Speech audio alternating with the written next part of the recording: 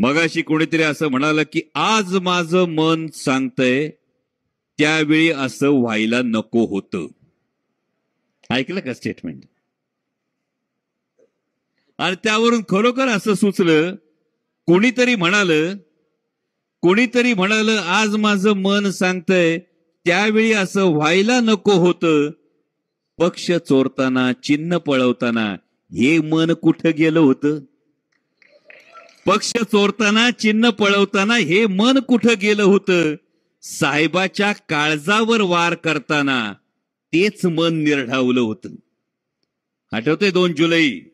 साहेबाच्या काळजावर वार करताना तेच मन निर्ढावलं होतं. मग अचानक कसं काय वाटलं त्यावेळी असं व्हायला नको होतं?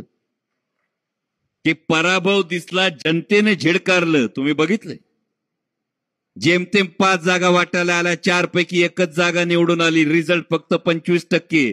म्हणून पराभव दिसला, जनतेनं झिडकारलं. की गुलाबी जॅकेट तोकडं पडलं, म्हणून म्हणावंसं वाटलं माझं चुकलं, माझं चुकलं. म्हणून म्हणावंसं वाटलं माझं चुकलं, माझं चुकलं. पण इतिहास आहे महाराष्ट्राचा, अशा चुकीला माफी नाही. महाराष्ट्राच्या जनमानसात गद्दारीला